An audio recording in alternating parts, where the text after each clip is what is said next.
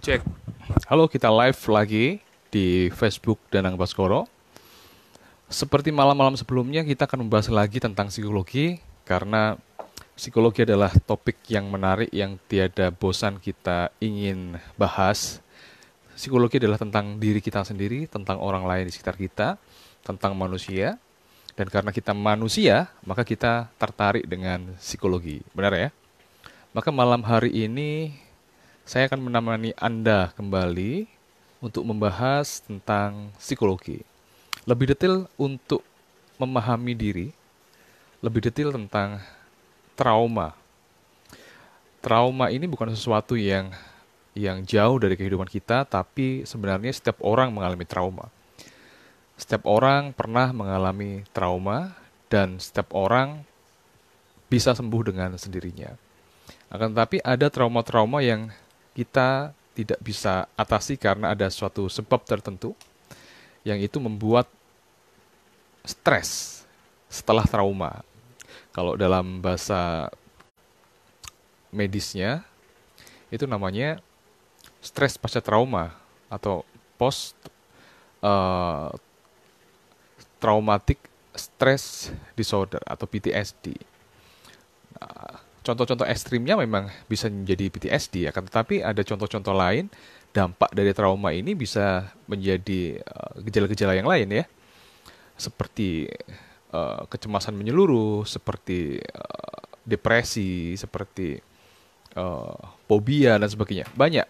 Jadi manifestasi dari trauma ini bisa jadi banyak gitu ya. Beberapa buku, salah satunya buku dari eh, John Breer ini, ya, trauma terapi dan beberapa buku yang jadi literatur saya nanti akan menemani Anda dalam bahas trauma ini. Akan tapi saya ingin nanti bahasnya lebih kayak em, untuk awam gitu ya, biar Anda nggak pusing-pusing banget. Saya yakin yang lihat Facebook ini tidak cuma teman-teman dari psikologi, tapi juga banyak dari non psikologi ataupun awam gitu. Jadi nanti monggo silakan kalau ada pertanyaan-pertanyaan terkait dengan gejala yang dirasakan atau kasus-kasus yang dijumpai di sekitar Anda gitu. Boleh banget nanti di-sharingkan. Sambil menunggu yang lain untuk hadir, silakan nanti Anda share di Facebook saya ini, di-share gitu, biar ada orang yang ngelihat juga yang nanti bisa gabung sama kita. Sudah ada beberapa orang di sini. Ada Bu Gita, ada Mbak Yeni, ada Bu Rosa. Selamat malam. Sambil nunggu yang lain ya. Kita nunggu yang lain. Nah, menarik memang. Mungkin kita berpikir kalau trauma itu hanya orang-orang yang mengalami gejala-gejala yang itu mengganggu fungsi kehidupan mereka saja ya, yang kita sebut trauma gitu ya. Tapi ternyata sebenarnya kita sendiri dalam kehidupan kita kerap kali ya mengalami trauma sebenarnya. Dan trauma itu tidak hanya membuat kita jatuh atau down, tapi trauma lebih banyak juga membantu kita untuk tumbuh, gitu loh. Jadi mindset kita mesti dibenerin dulu tentang trauma ini seperti apa, agar kita tidak memandang segala sesuatu itu menjadi yang negatif terus gitu kan. Ya memang sesuatu yang negatif nggak enak gitu loh, tapi ada sesuatu yang eh, kenegatifan itu yang membuat kita tumbuh gitu kan. Kalau katanya mentor saya, ada suatu situasi, suatu keadaan yang tidak yang menyakitkan, yang tidak membunuhmu, itu pasti menumbuhkanmu, gitu ya. Jadi katanya mentor saya begitu. Suatu keadaan, suatu situasi yang menyakitkan tapi tidak membunuhmu, maka situasi itu akan menumbuhkanmu. Jadi kalau ada orang yang nggak pernah mengalami rasa sakit, dia nggak akan tumbuh, gitu kan. Setiap fase kehidupan kita pasti melalui rasa sakit itu untuk tumbuh. Istilahnya kontraksi gitu kan. Seorang ibu tidak akan bisa melahirkan kalau dia nggak kontraksi, kalau dia nggak mengalami rasa sakit. Ya, seorang anak juga menjadi bayi ketika keluar dari rahim ibunya, dia mengalami suatu kontraksi dalam tubuhnya sehingga dia nangis ya. Dan itu membuat dia bertumbuh. Lalu dia bisa berjalan juga seperti itu, dia harus memaksa dirinya, sakit dan sebagainya. Maka dia bisa berjalan. Bayangkan kalau kita nggak pernah berkontraksi, nggak pernah mengalami rasa sakit, maka kita nggak akan pernah bertumbuh.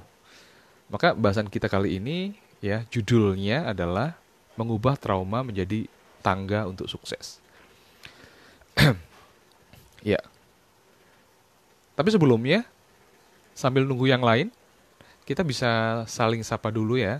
Di sini ada yang baru masuk, eh, Bu Ellen, ada Mas Faizin Ibnu Farid, malam Mas Tolop, ya, saya manggilnya Tolop karena dia sahabat saya ini.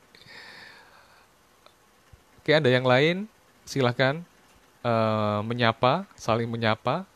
Oke, silahkan juga share Facebook ini agar banyak orang yang mendapat manfaat dari pembicaraan kita yang berfaedah. Dan jangan lupa siapkan pertanyaan. Ya, pertanyaan nanti bisa tentang diri sendiri, bisa tentang orang lain, bisa tentang mungkin kalau Anda adalah seorang praktisi psikologi, bisa tentang kasus-kasus dari klien Anda, boleh. Boleh nanti kita ngobrolin ya tentang trauma ini. Jadi kita bahas dulu deh definisi dari trauma itu apa. Nah, banyak orang yang bilang kan trauma itu adalah rasa sakit misalkan. Itu adalah respon kita terhadap sesuatu yang menyakitkan. Jadi kalau ngobrol-ngobrolin tentang trauma, kita bilang, aku udah trauma. Kalau ketemu sama dia, aku sudah trauma. Aku pernah ditipu kan gitu. Aku trauma sama tempat itu, aku nggak berani ke situ. Aku udah trauma. Aku trauma maju di depan umum karena dulu pernah diketawain. Aku trauma dibukulin pasangan misalkan. Jadi trauma ini didefinisikan sebagai respon terhadap suatu event. Ya. Tapi sebenarnya kalau menurut literatur, trauma sendiri itu adalah eventnya. Trauma sendiri itu adalah kejadiannya. Bukan respon terhadap kejadian itu, tapi kejadiannya. Akan tapi terminologi kita adalah trauma itu adalah respon. Ya nggak apa-apa, kita bahas, kita sepakati itu aja. Respon terhadap sesuatu yang menyakitkan atau nggak mengenakan. Nah, kita bahas trauma itu sebenarnya apa. Jadi kita membahas trauma itu adalah eventnya, kejadiannya. Kejadian yang membuat kita seperti apa. Nah, itu berbeda dengan peristiwa-peristiwa biasa. Jadi trauma ini, event traumatik ini adalah sesuatu yang membuat kita merasa dalam bahaya. Bahkan mungkin mendekati kematian, bahkan mungkin merasa helplessness. Jadi kayak merasa nggak bisa apa-apa, nggak tertolong lagi, nggak bisa ngapa-ngapain, nggak berdaya begitu ya. Terus peristiwa itu membahayakan kita, mengancam nyawa kita. Nah, dan bisa jadi itu terjadi terus-terusan atau dalam satu event tapi besar. Nah, itu yang dinamakan trauma. Sedangkan respon kita terhadap trauma itu dinamakan stres, ya. Jadi setelah trauma itu kita mengalami stres. Nah, nanti kita akan bahas ya macam-macam dari respon kita itu menjadi gangguan seperti apa sih. Itu tergantung dari coping mekanisme Anda atau juga kerentanan. Em, Tergantung dari dalam diri kita juga gitu loh. Misalkan bisa karena jenis kelamin, bisa karena predisposisi genetik itu kayak semacam keturunan secara genetik kita itu mudah untuk trauma atau misalkan ketidakseimbangan otak kita kayak gitu. Jadi banyak hal yang mempengaruhi itu nanti menjadi seperti apa. Nah, beberapa kasus yang mungkin kita sering lihat di sekitar kita ya, ada orang-orang yang mudah cemas gitu ya, mudah psikosomatis gitu ya. Padahal dulu nggak gitu. Ada orang yang tadinya itu ramah jadi pemarah, ramah jadi baperan, mudah curiga dan sebagainya. Nah, orang-orang yang memiliki respon-respon emosional yang tidak adaptif seperti ini, kita patut curigai bahwa mereka pernah mengalami event traumatik yang akhirnya membuat stres dalam kehidupannya, dan itu menjadi suatu gangguan tertentu dalam fase kehidupannya. Dan nanti kita akan bahas juga macam-macam gangguannya itu tergantung dari mekanisme coping atau cara ngatasinnya itu kayak apa. Ya misalkan nih, nanti tapi kita bahas sedikit aja dulu ya. Misalkan ada orang yang mengalami event traumatik dan dia mengalami stres, lalu dia mengatasi stresnya adalah dengan merokok misalkan. maka itu akan menjadi edik, itu akan menjadi ketergantungan. Karena rokok sebagai coping, coping itu kayak cara ngatasi untuk meredakan gitu ya, untuk meredakan. Dan rokok itu bisa membuat dia merasa aman karena waktu stres ya itu membuat dia nggak aman gitu loh, dan ini membuat dia gelisah dan sebagainya. Nah, tentu saja eh, ada banyak yang lain ya selain merokok ya, yang itu menimbulkan gangguan-gangguan yang berbeda-beda setiap orang. Maka nanti kita bisa telusuri tergantung dari mekanisme pertahanannya atau copingnya, cara ngatasinya kayak apa gitu kan. Nah, saya ingin ngobrolin dulu tentang major type of trauma, macam-macam trauma, macam-macam peristiwa traumatik. Nah, Anda sekalian scan tuh. Saya pernah ngalamin apa nih di dalam kehidupan saya? Jangan-jangan saya ini mengalami trauma. Tapi sebelum kita bahas itu, saya ingin garis bawahi bahwa setiap dari kita itu pasti pernah mengalami trauma, pasti pernah mengalami trauma. Tapi ya respon kita terhadap trauma itu normal ataukah abnormal sampai terbawa menjadi gangguan psikologis. Nah, itu tergantung beberapa faktor. Kita lahir aja itu sudah trauma kok sebenarnya. Ada suatu suatu peristiwa yang nggak mengenakkan gitu kan. Salah satu tokoh psikologi bilang ketika kita lahir itu adalah trauma pertama kita gitu loh. Jadi sebenarnya trauma-trauma itu memang eksis dalam kehidupan kita. Jadi jangan di apa namanya? Jangan dijadikan persepsi bahwa trauma itu selalu membuat kita nggak enak gitu ya. Nah, kita ngobrolin tentang tipe-tipe trauma. Yang pertama adalah bencana alam. Nah, bencana alam ini salah satu event yang bisa membuat kita mengalami stres yang akhirnya bisa menjadi suatu gangguan kalau misalkan tidak teratasi. Orang-orang yang di bencana alam, beberapa kali saya pernah terjun ke situ, ada juga yang mengalami PTSD atau stres pasca trauma, ada yang seperti itu. Jadi ketika mereka mendengar sesuatu gitu, mereka kaget-kagetan, mimpi buruk dan seterusnya. Jadi kayak flashback tentang bencana alam itu lagi. Ngelihat air gitu takut karena ada tsunami, ya, pernah lihat tsunami kayak gitu. Nah, yang lain adalah ada kekerasan di apa namanya sosial, misalkan kayak penjarahan, peristiwa 98 di Jakarta misalkan. Itu juga bisa dikategorikan event traumatik. Terus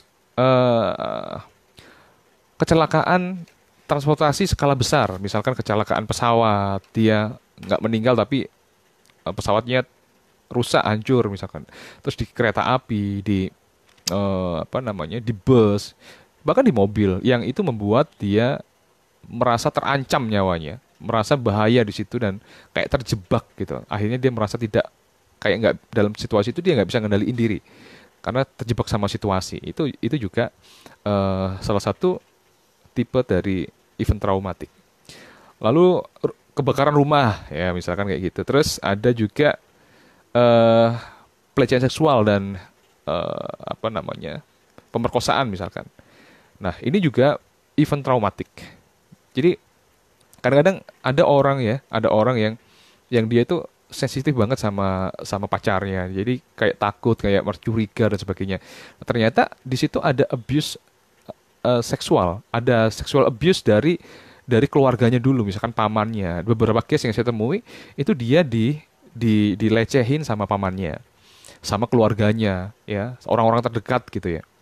Nah, itu menimbulkan stres bagi si korban ini dan akhirnya menimbulkan respon terlalu sensitif kepada sesuatu yang mengingatkan dia pada yang dialami dulu event traumatiknya, ya. Nah, tapi kita nggak ngerti kalau kita nggak dalemin itu. Tiba-tiba ini orang kok sensitif ya, sensitif terhadap kritik, sensitif terhadap penolakan, sensitif terhadap sentuhan laki-laki dan sebagainya. Itu biasanya punya event traumatik yang berbeda-beda.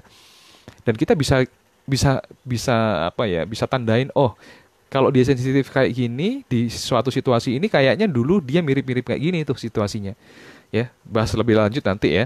Terus penyerangan dari orang yang asing, ya, orang asing bisa itu terjadi. Lalu ada abuse dari partner pasangan maksudnya ya. Lalu ada juga peperangan. Nah, peperangan ini menarik ya.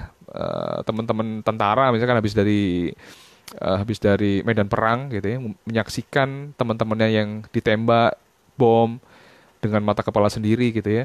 Lalu dia merasa terjebak dalam situasi perang itu. Nah, itu juga bisa mengalami stres pasca trauma gitu.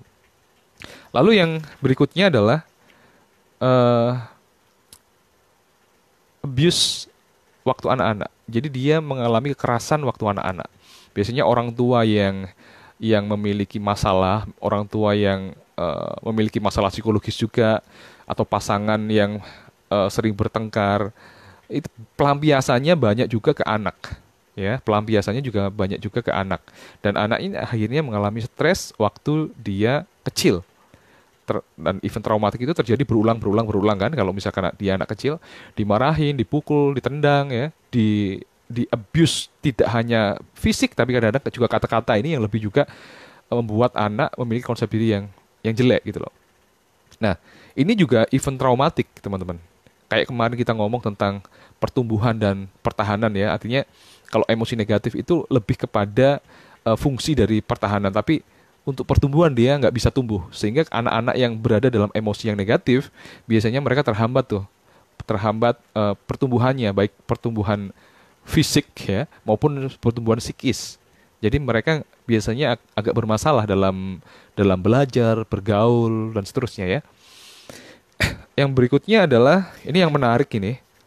Kalau Anda adalah seorang social worker atau seorang yang melayani di kesehatan jiwa, ini kayak Pak Herbert ini ya, seorang psikiater ini, ada Bu Sisil, seorang psikolog, biasanya kan bersentuhan dengan orang-orang yang memiliki trauma, memiliki stres terhadap traumatic event. Nah, kalau kita nggak bisa ngatasin itu, ya kadang-kadang kita bisa ketularan gitu loh. Karena ini kalau kita sebut vicarious trauma atau trauma yang dipelajari gitu ya. Kalau di daerah-daerah yang bencana alam, misalkan di situ ada psikolog atau psikiater atau konselor atau social worker yang di situ melakukan debriefing sama curhat, cerita dan sebagainya. Kita proses biar emosinya stabil misalkan. Nah, ketika kita mendengar cerita-cerita mereka, nah kita kayak semacam mengasosiasikan gitu loh. Menganalogikan kita tuh ada di situ. Kayak kita itu masuk dalam dunia mereka. Kalau kita terlalu larut ya, akhirnya kita menjadi mereka dan kayak bayangin kita kita ngalami sendiri, kayak kita masuk dalam hipnosis kita sendiri dan tersugesti gitu loh. Dan itu bisa dampaknya juga sama seperti orang yang oke, lagi buffering ya. Sorry, ini lagi sinyalnya agak jelek. Jadi vicarious trauma itu bisa berdampak pada orang yang membantu, itu bisa sama dengan orang yang kita bantu, ya, atau bahkan lebih buruk karena di situ disertai imajinasi, disertai apa namanya, pembayang-pembayang kita sendiri yang kadang-kadang itu adalah cerita kita sendiri di masa lalu, kayak semacam terbangkitkan gitu loh, ditambah-tambahin sendiri. Jadi ini termasuk event traumatik ya yang saya sebutkan tadi. Nah, sekarang kita ngomongin tentang dampak dari trauma itu sendiri. Dampak dari trauma itu bisa macam-macam ya, kayak kayak semacam depresi. Lalu di situ ada apa namanya, eh atau kayak mayor depresi, kayak psikotik depresi misalkan. Ada kecemasan, ya. Kecemasan itu ada banyak, seperti kecemasan menyeluruh ya, panic attack, ada kecemasan yang sifatnya fobik gitu ya. Jadi kayak fobia terhadap suatu suatu apa ya, suatu event atau suatu situasi atau suatu lokasi atau suatu objek tertentu, ya, bisa jadi seperti itu. Bisa juga mengalami PTSD atau stres pasca dari trauma gitu. Bisa seperti itu. Nah, tapi sebelum kita bahas itu, kerentanan ya. Tidak semua orang mengalami mengalami dampak yang sama buruknya ketika mereka terpapar oleh event traumatik. Tapi em, ada juga yang mengalami sesuatu yang buruk ya. Ini tergantung dari beberapa variabel. Kalau ini yang saya dapatkan ini ya, beberapa variabel adalah yang rentan adalah yang pertama adalah perempuan, gendernya perempuan. Nah, ya. Yang kedua adalah usia. Semakin muda ya atau terlalu tua, ini ada kerentanan, ada resiko yang lebih besar. semakin terlalu muda atau terlalu tua itu resikonya lebih besar gitu ya, daripada orang-orang yang mungkin usia 30, 20, 40 ya. Itu lebih besar ketika dia berusia muda.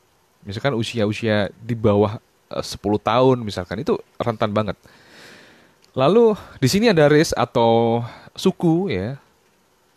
Ada juga lower socioeconomic atau sosial ekonomi yang rendah. Jadi dia menengah ke bawah, ke sosial sosial ekonomi yang ke bawah lah ya. Itu juga rentan. Lalu kalau dia memiliki suatu dysfunction atau penyakit psikologis sebelumnya. Kalau misalkan sebelum terpapar trauma dia mengalami sesuatu yang menyakitkan sebelumnya atau memiliki gangguan, misalkan depresi, lalu dia terpapar oleh trauma. Nah, itu bisa jadi itu nambah resiko. Lalu ada yang berikutnya kemampuan mengatasi yang rendah. Dia nggak bisa ngatasin traumanya, ya. Itu juga bisa itu. Lalu yang berikutnya yang menarik adalah family dysfunction. Ketika social support yang seharusnya itu menjadi penyembuh atau kita bisa lebih baik menghadapi trauma karena ada family, tapi kalau family-nya dysfunction atau dia tidak berfungsi dengan benar, misalkan orang tua bercerai, terus ada kekerasan di situ, ada orang tua yang abai gitu kan. Nah, itu juga bisa jadi kerentanan. Lalu yang berikutnya adalah trauma yang terjadi sebelumnya. Kalau dia punya trauma sebelumnya, ya itu bisa jadi. Misalkan sebelum di-abuse pacarnya, dia di-abuse orang tuanya. Dan itu terjadi berulang-ulang misalkan. Terus ada gangguan di nervous systemnya, ada genetiknya juga, itu mempengaruhi. Ada pengalaman stres yang jelek ya di masa lalu. Itu beberapa yang kita bisa jadikan variabel kerentanan seseorang mengalami stres trauma gitu. Nah, Anda masuk nggak? Anda ada nggak yang kayak gitu? Pernah mengalami traumatic event dan ada variabel-variabel yang membuat Anda rentan. Nah, coba dipikirin nanti ya.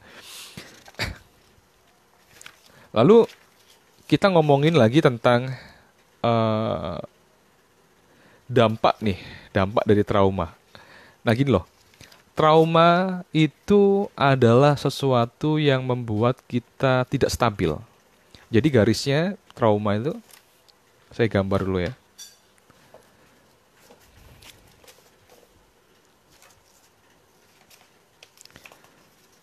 Sebentar saya gambar dulu.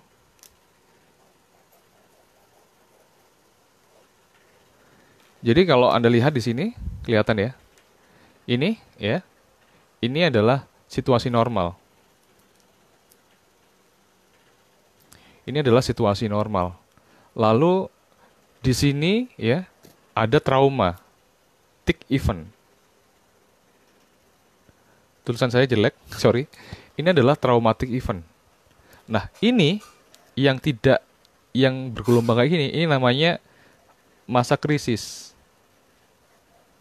Ini adalah masa krisis, ya. Kalau ini adalah normalnya, lalu dia ada traumatic event, lalu dia bergelombang seperti ini, kan?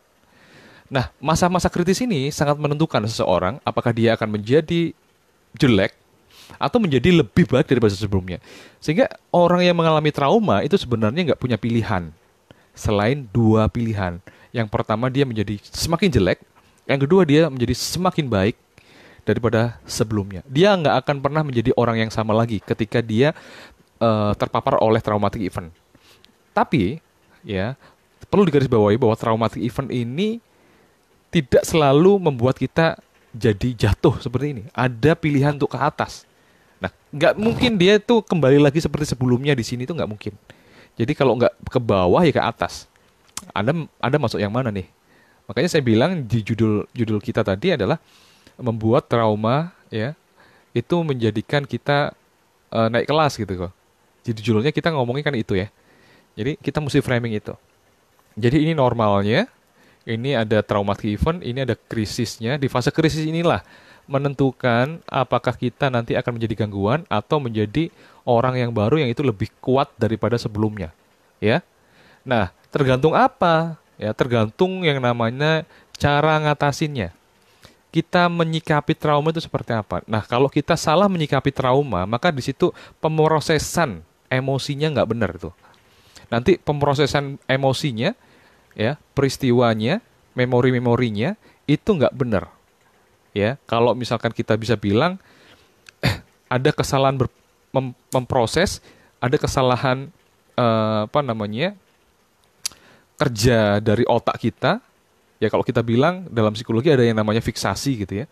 Jadi dia terpaku sama hal itu gitu loh. Dan ini menyebabkan berbagai gangguan. Nah, simpelnya adalah ketika kita mengalami trauma seperti ini, kita termasuk orang yang berfokus pada apa? Berfokus ada dua. Ya, yang pertama adalah fokus sama task atau fokus sama tugas, fokus sama solusi. Oke, aku sudah mengalami hal ini, terus apa yang aku bisa lakukan agar aku menjadi lebih baik? Nah, itu fokus sama tugas, fokus sama solusi. Kalau kita seperti itu, maka di masa krisis ini kita bisa lewati dan kita bisa menjadi orang yang lebih baik. Ya tentu saja di masa krisis ini kita nggak bisa ngapa-ngapain selain kita memproses pikiran kita. Nah, membiarkan pemrosesan itu, ya itu perlu ilmu sih ya. Kadang-kadang ketika kita di fase krisis kita masih nyalahin Tuhan, kita nyalahin orang lain dan sebagainya. Atau kita lagi menarik diri dan sebagainya. Nah, ini adalah ketika kita berfokus pada tugas, fokus pada solusi. Tapi ada juga orang yang berfokus pada ego, ya. Berfokus pada ego itu artinya gimana caranya aku sakit hatiku ini nggak ada gitu loh. Gimana caranya aku nggak sakit? Gimana caranya aku nggak sakit hati? Gimana caranya? Nggak tahu. Yang penting aku nggak mau sakit hati. Berarti orang ini nggak berfokus pada tugas, nggak fokus pada solusi, tapi hanya berfokus pada gimana caranya aku nggak sakit hati. Caranya kayak apa? Yang paling cepat. Nah, dia ada banyak caranya nih. Mekanisme copingnya ada banyak. Yang pertama, yang paling primitif, represi, mendem, diemin aja. Kayak ditekan ingatan itu ditekan. Sehingga ingatan itu nggak terproses dengan benar karena dia ditekan. Kayak diempet gitu loh. Dia nggak mau cerita, dia nggak mau membayangkan lagi, nggak mau berpikir tentang itu. Pokoknya ditekan. Nah, akhirnya apa? Pemrosesannya nggak bisa lancar, nggak bisa baik. Pengalaman itu nggak bisa terproses dengan baik. Maka ada teknik terapi yang namanya EMDR ya, kanan kiri itu sebenarnya pemrosesan mata yang itu nantinya diharapkan bisa memproses emosi di dalam ingatan gitu kan. Terus yang kedua bisa saja dia denial, dia mengingkari kenyataan bahwa itu nggak terjadi kok, itu nggak terjadi kan. Banyak tuh awal-awal kita kena COVID juga seperti itu kan, banyak yang denial kan. Terus yang berikutnya ada juga yang yang menggunakan zat untuk membuat dia lupa terhadap rasa sakitnya. Nah, misalkan ngerokok, misalkan menggunakan narkoba misalkan, bisa jadi seperti itu. Terus ada juga yang lain yang mengkonversi rasa sakit itu ke fisik. Nah, ini orang-orang yang akhirnya menjadi psikosomatis. Nah, mengkonversi ya. Dia mengalihkan dari rasa sakit psikis ke rasa sakit fisik. Karena apa? Rasa sakit fisik itu lebih masuk akal dari rasa sakit psikis. Kalau rasa sakit psikis, gimana cara nyembuhinnya ya kira-kira gitu. Dia nggak ngerti tuh.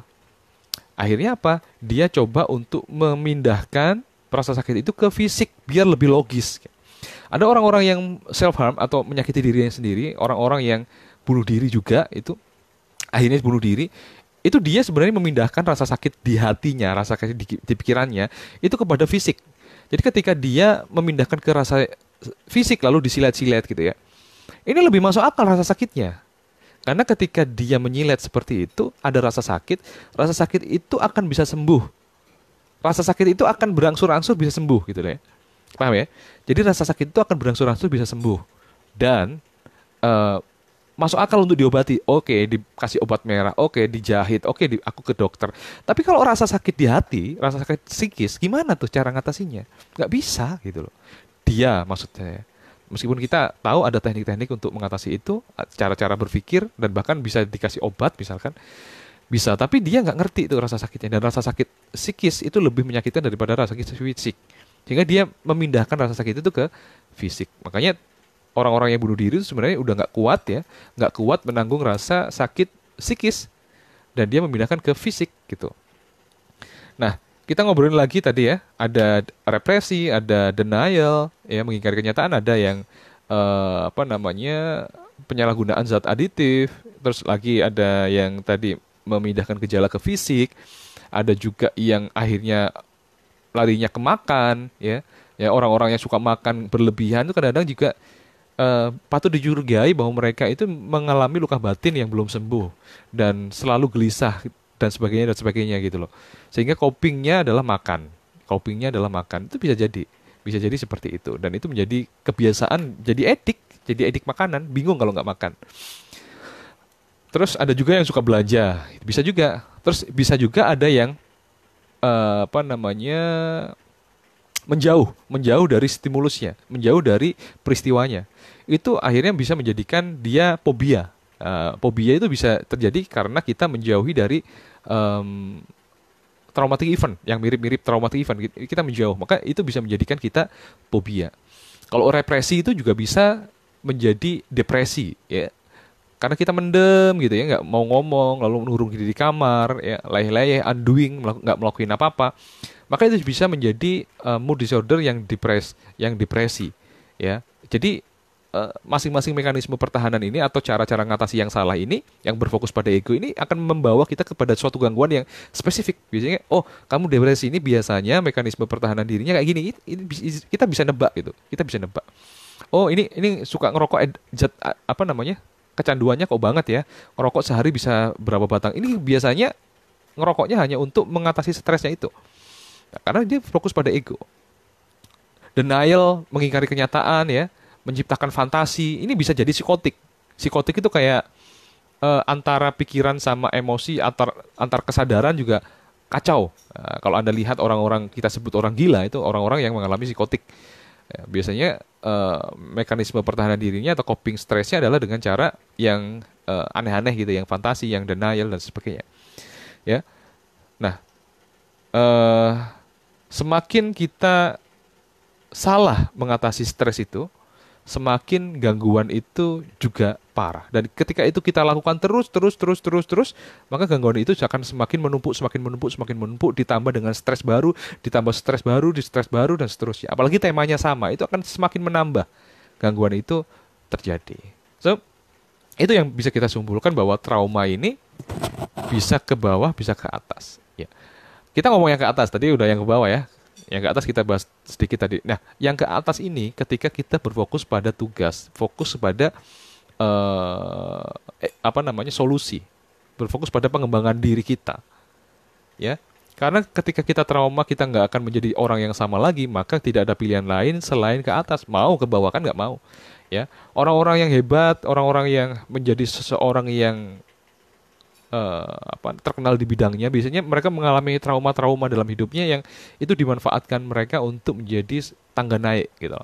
Kalau Anda pernah mendengar cerita Oprah ya, salah satu presenter yang terkenal, ya, pembawa acara yang terkenal, dia sebenarnya mulai dari kecil mengalami abuse dan itu beruntun gitu loh. Dia menjadikan nasibnya itu sebagai alasan dia untuk memperjuangkan hak-hak perempuan dan akhirnya dia menjadi terkenal karena itu, ya. Nah, banyak juga ya, mungkin dari kita juga seperti itu. Kita mempunyai makna hidup tertentu, kita mempunyai panggilan jiwa tertentu karena di masa lalu kita mempunyai event traumatik dan yang membuat kita stres waktu itu dan akhirnya sembuh dengan kita melakukan hal yang sebaliknya. Ya, bukannya jadi korban, kita malah menjadi penolong. Ya. Jadi seperti itu. Kalau kita merasa menjadi korban, maka kita akan ke bawah. Kalau kita merasa bahwa ini adalah sesuatu yang kita bisa pelajari dan kita bisa manfaatkan untuk naik, kita bisa naik. Oke, itu beberapa materinya, ada beberapa materi lagi, tapi silakan Anda mengajukan pertanyaan. Kita akan ngobrol-ngobrol yang spesifik di aspek kehidupan Anda atau kasus-kasus yang Anda alami yang nanti bisa saya jawab, akhirnya bisa kontekstual gitu. Bisa menjawab sesuai dengan kasus Anda. Silakan. Di sini ada yang baru gabung, ada Mas Badril Riza, Pak Hari, ada Pak Beni, ada Mas Taufik dari Banjar ini ya Mas ya. Mas Taufik. Oke, good.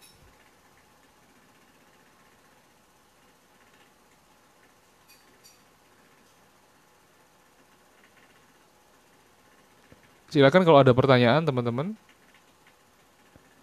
Silakan kalau ada pertanyaan.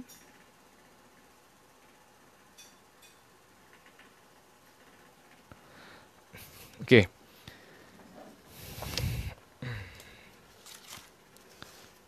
kita ngobrolin lagi ya materi yang berikutnya. Lalu kalau misalkan kita sudah mengalami trauma nih, apa yang bisa kita lakukan biar trauma itu tidak mengganggu kehidupan kita kan gitu kan? Kalau oke lah Mas Danang, aku tahu kalau misalkan di masa krisis ini kita perlu menyikapi dengan tepat sehingga ini menjadikan jalan naik kita. Tetapi gimana kalau udah jadi gangguan, Mas? Kalau sudah menjadi suatu hambatan sendiri, aku jangankan ke tempat itu, aku mikirin aja, denger namanya aja nggak berani. Atau aku munculin bayangan tentang tempat itu aja, bener-bener kakiku jadi lemes gitu kan? Nah, ini bisa jadi hambatan dalam aspek kehidupan kita. Gimana cara ngatasinya? Itu kan pertanyaannya kan. Gimana cara ngatasinya? Jadi, yang pertama adalah kita mesti sadari, ya. Lagi-lagi di sini kesadaran, menyadari apa yang membuat suatu gejala ini muncul. Katanya Jung, ketika kita nggak bisa, Jung itu adalah psikiater yang apa namanya, yang hidup di masa lalu, yang punya teori tentang analitik psikoanalisa, di mana dia mempelajari dirinya sendiri dan mempelajari tentang ketidaksadaran. Nah, dia bilang bahwa ketika kita tidak menyadari ketidaksadaran kita, maka kita akan dikendalikan oleh ketidaksadaran itu. Orang cemas yang tidak menyadari apa yang membuat dia cemas, mekanisme di dalam dirinya itu apa sehingga dia menjadi cemas, maka dia akan dikendalikan oleh kecemasan itu. So, untuk menyembuhkannya, yang pertama yang harus kita lakukan adalah menyadarinya, menyadari apa sih yang terjadi. Oh, aku nggak suka sama atasanku. Oh, ini mengingatkan aku pada apa ya? Oh ya, dulu aku pernah nih diabaikan oleh ayahku, ya, pihak yang otoritatif ya di dalam rumah misalkan. Itu mengingatkan aku. Nah, oh berarti aku sekarang ini nggak suka sama atasanku karena aku dulu, nah, seperti itu. Itu menyadari. Kenapa ya aku takut sama kucing ya? Oh, karena dulu waktu aku kecil, aku pernah dicakar kucing. Nah, ini menyadari. Nah, dan selanjutnya adalah pemrosesan di dalam pikiran kita. Jadi orang-orang yang mengalami stres trauma ini, ya, ini biasanya karena mereka melakukan coping mekanisme yang nggak tepat. Artinya dia menjauh dari sesuatu yang nggak mengenakan itu. Biasanya dia menjauh. Sehingga apa? Kita nggak memproses dengan benar, kita tidak peka, bukan tidak peka ya. Kita tidak detail terhadap apa yang kita takuti itu, dan antara objek aslinya dengan pikiran kita itu sudah beda jauh gitu loh. Karena kita selalu menghindar. Dan cerita-ceritanya bisa berkembang gitu. Cerita-ceritanya bisa berkembang yang menjadikan ceritanya itu jadi aneh gitu. Dan itu sudah nggak sama dengan yang lain, dengan aslinya. Ada satu kasus itu, kalau bisa saya ceritakan di sini, ada anak yang suka memegang eh, apa namanya, kelamin dari temennya gitu ya. Waktu teman-temannya lagi tidur, dia ada di suatu asrama gitu. Waktu teman-temannya lagi tidur, si anak ini suka memegang kelamin dari temennya. Ketika saya asesmen kenapa, ternyata dia cerita waktu dia SD pernah dipegang kelaminnya oleh temennya, ya. Nah, kapan itu terjadi? Waktu dia tidur. Menariknya adalah kenapa dia tahu waktu dia tidur dia dipegang oleh temennya. Ya, ternyata paginya itu, setelah dia tidur paginya itu ada temennya yang lain cerita kalau tadi kamu sudah dilakukan ini sama si X gitu loh. Dan ini membuat dia membayangkan, ya, memanggil imajinasinya ya untuk menanggapi dari cerita temannya yang menceritakan dari pemegangan oleh temannya. Dan cerita itu akhirnya semakin berkembang, semakin berkembang, semakin berkembang dalam pikiran klien, dalam pikiran orang anak itu dari hari ke hari. Dan akhirnya menjadi sesuatu yang benar-benar nggak sama dengan aslinya. Yang menarik adalah pertanyaannya adalah apakah dia benar-benar dilakukan pelecehan oleh temannya?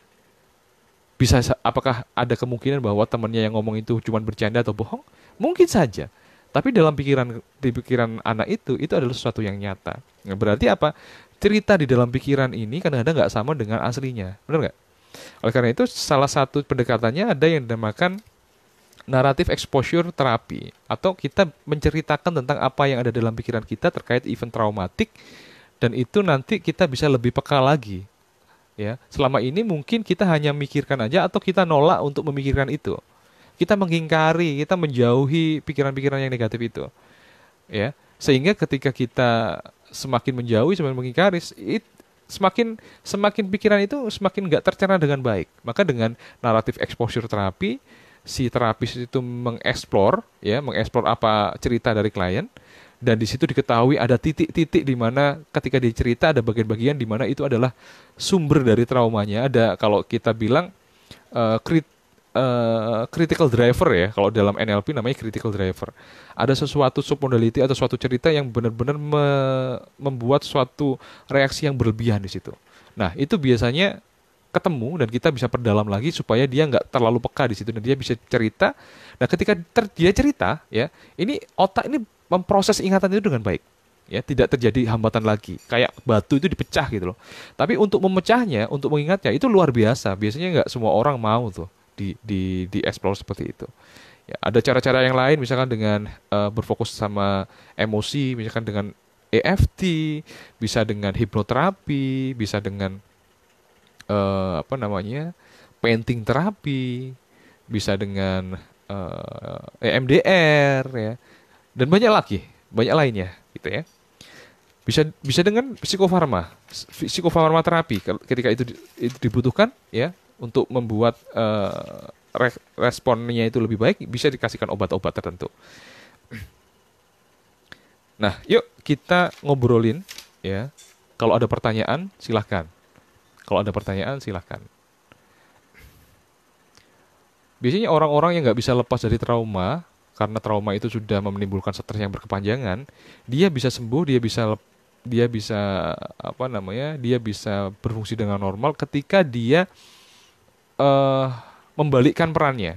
Jadi karena dia ingatan itu terlalu kuat gitu ya, ingatan itu terlalu kuat sehingga dia selalu terbayang-bayang, maka kita nggak bisa menghilangkan ingatan itu. Yang kita bisa adalah merubah maknanya. Kita merubah maknanya sehingga ketika muncul, ya, itu sudah tidak menyakitkan lagi. Ada kisah, ya, suatu kisah seorang model yang mengalami anoreksia atau nggak mau makan gitu loh. Jadi akhirnya tubuhnya jadi kurus. Jadi kurus, kurus, kurus, semakin lama semakin kurus, semakin lama semakin kurus, dan dia mengalami depresi. Semakin lama semakin kurus dan dia mau bunuh diri gitu ya. Lalu dia mau direhab. Ketika dia mau direhab dan di dalam rehabnya itu dia berhasil, dan ketika dia berhasil sembuh, dia menjadi aktivis untuk relawan untuk membantu orang-orang yang mengalami nasib sama seperti dirinya dulu. Dan itu ternyata membuat dirinya mempunyai makna hidup yang lebih baik. Karena nggak bisa dihilangkan ingatan itu dan bermakna banget bagi dia, sudah melekat gitu ya. Kita nggak bisa hilangkan ingatannya, tapi kita bisa mengubah peran dari kita dalam menghadapi situasi itu. Dan ini menurut saya ini adalah mekanisme rekrutmen Tuhan gitu loh. Mekanisme rekrutmen Tuhan. Seperti saya misalkan, saya antusias sekali dengan dunia psikologi mungkin karena dulu saya pernah mengalami depresi misalkan. Ada orang yang antusias banget tentang memberikan pelatihan-pelatihan wirausaha gitu ya. Mungkin dia juga mengalami hal yang berkaitan dengan usaha dulu. Atau pejuang aktivis perempuan misalkan, dia mungkin pernah mengalami abuse. Dia malah jadi hebat ketika dia merangkul trauma itu, bukan membenci trauma itu, tapi merangkul, membalikkan itu menjadi resources atau menjadi sumber daya.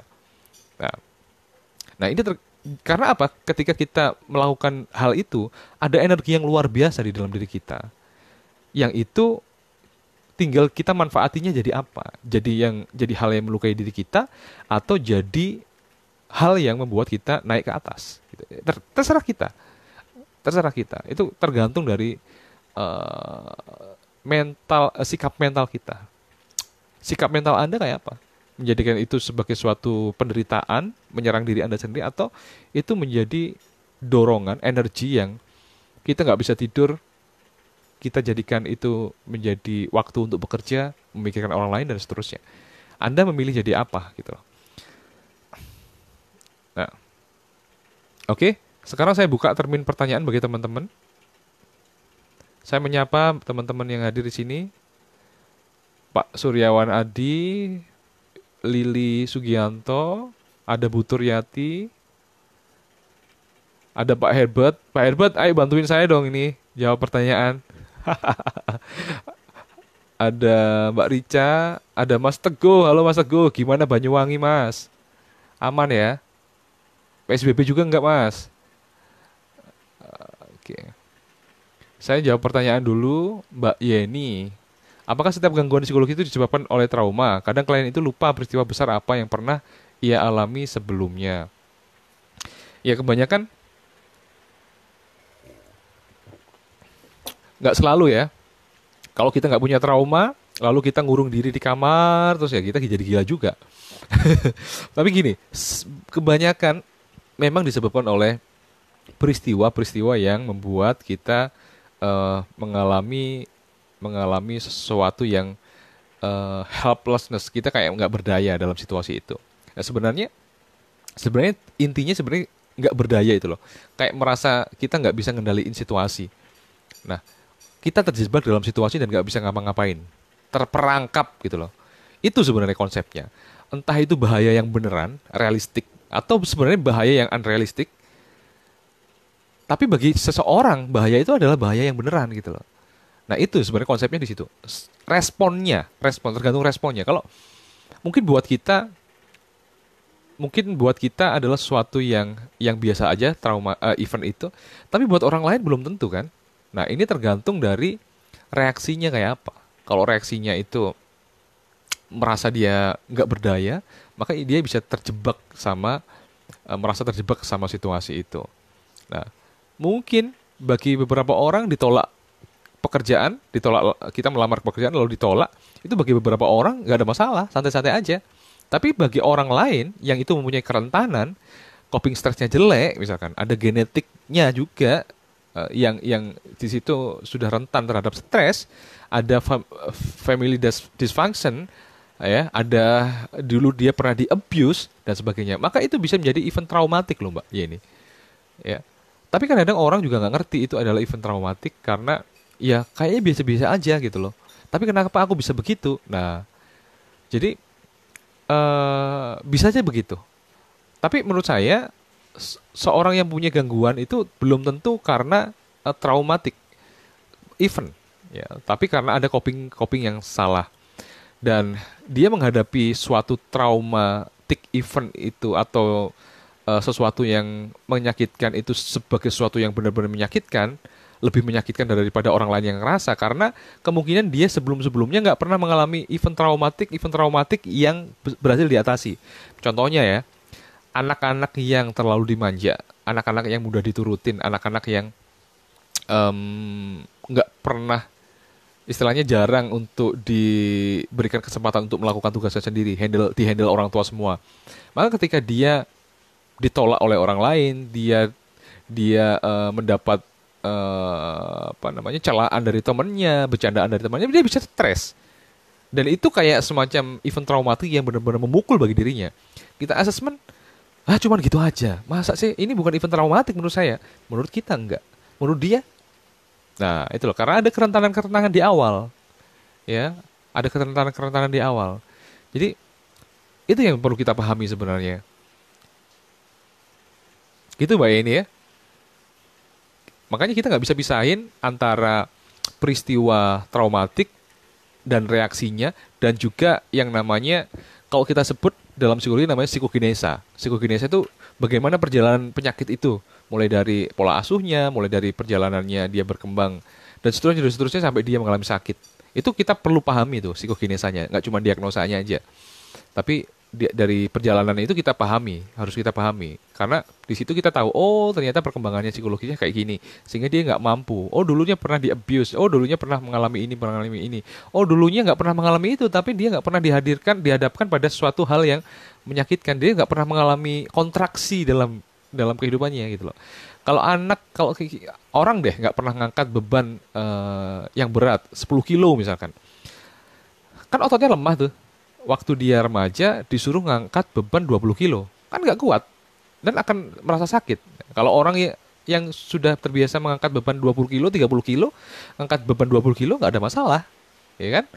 Jadi psikokinesia itu penting Mbak ini. Kita harus melihat itu. Mas Suryawan Adi Permana, maaf melenceng Pak, beda coping stress sama manajemen stres itu apa? Treatment apa yang cocok untuk penderita PTSD? Melen Coping stress, manajemen stres ya sebenarnya sama aja. Jadi coping itu cara ngatasin stres gitu loh.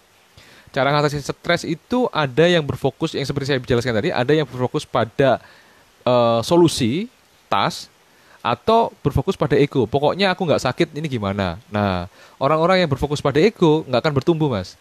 Dia nggak bisa bertumbuh karena dia menghindari rasa sakit itu sendiri. Jadi rasa sakit itu nggak ngajarin dia apa-apa, gitu loh. Nah, treatmentnya apa yang cocok untuk penderita PTSD? Banyak sih sebenarnya kalau kita baca literatur ya. Mas Suryawan Adi kayaknya juga S1 psikologi juga. Penderita PTSD ini kalau lama-lama bisa mengalami gangguan otak juga. Nah, kalau sudah gangguan otak sudah mengalami gangguan otak ini ya pasti juga harus ada dukungan dari obat juga. Ya, tapi kalau masih baru masih brief trauma misalkan eh,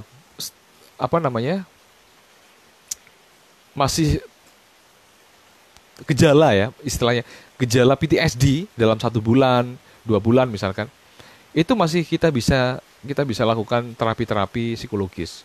Tapi kalau udah lama dan PTSD-nya berat sekali maka perlu yang namanya bantuan obat dan juga treatment-treatment psikologi ya. Yang bisa kita lakukan ya treatment-treatment psikologi itu bisa pakai EMDR bisa itu ampuh banget. Ada juga banyak sih pecahannya MDR itu juga banyak kok. Bisa pakai hipnoterapi ya. Nanti kita bisa proses dengan ego set terapi misalkan. Kita bisa proses dengan regresi, kita kembalikan ke masa lalunya, lalu kita proses di situ dimaknai secara berbeda misalkan. Ya, atau bisa mendekatan dengan naratif exposure terapi misalkan. Bisa juga kalau anak-anak bisa dengan play terapi. Dia kayak memainkan peran dengan mainan-mainan itu. Tapi biasanya yang dimainkan itu adalah cerita-cerita dalam traumatiknya. Itu bisa bisa banget. Jadi ketika dia menceritakan itu, ya, dia menceritakan tentang itu dan dia dia mendekat dengan ingatan itu akan terproses. Ya, intinya adalah menghadapi kenyataan, menghadapi rasa sakitnya. Lalu ketika rasa sakit itu sudah bersatu dengan kita, terproses dengan baik. Gampangnya adalah menerima acceptance, menerima yang sudah terjadi, karena yang terjadi nggak akan terjadi kalau tanpa izin Tuhan gitu. Mindsetnya mesti begitu. Memang nggak mudah sih, menurut saya memang nggak mudah, tapi itu caranya.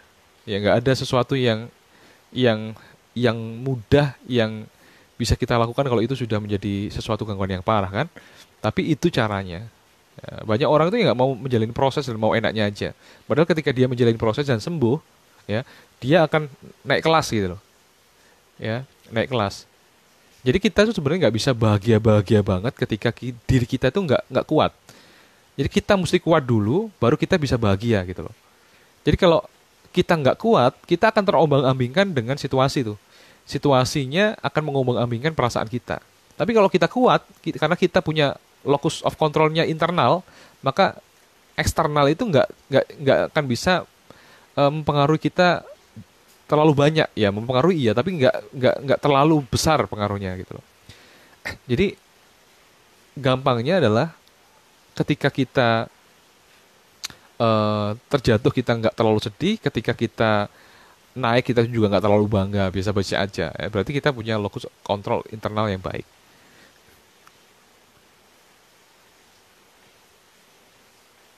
Wah, kalau obat saya nggak tahu ya. Obat, Mas Hewan, ini ada teman saya nih, rekan saya, Pak Herbert. Pak Herbert, tolong dibantu dong, Pak, psikiater nih.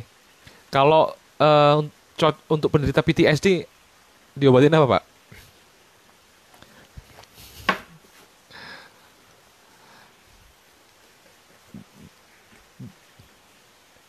Diobatin apa, Pak Herbert? Ayo, dibantu dong saya. Aduh, sorry. Nah, sampai jatuh. Loh, ayo Pak, kok malah ketawa? Pak Herbert, ayo dibantu saya. Ini obatnya apa nih, Pak? Untuk orang yang atau pasien yang mengalami PTSD. Saya bukan dokter, jadi saya nggak ngerti tentang perobatan.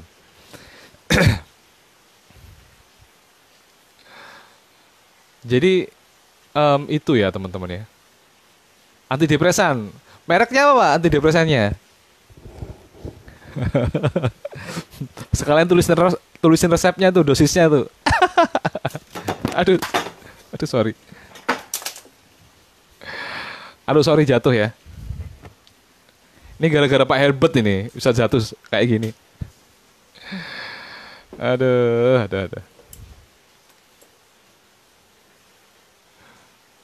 Kasih antidepresan biar nggak stres, biar nggak depresi. Loh, malah diketawain loh sama Pak Herbert nih. Apa sih? Sampai HP-nya mencelat nih. Jadi biasanya dikasih antidepresan untuk mengurangi, untuk memperbaiki moodnya, Pak. Atau kayak apa?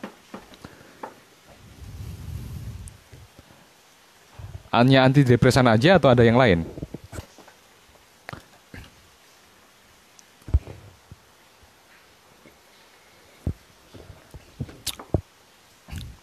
Ibu Rifkoh Ihdayati, ketika menemukan pasien dengan kemampuan kognitif di bawah rata-rata dan mengalami trauma, sebaiknya gimana ya, Mas? Pasiennya ini anak-anak atau bukan ya?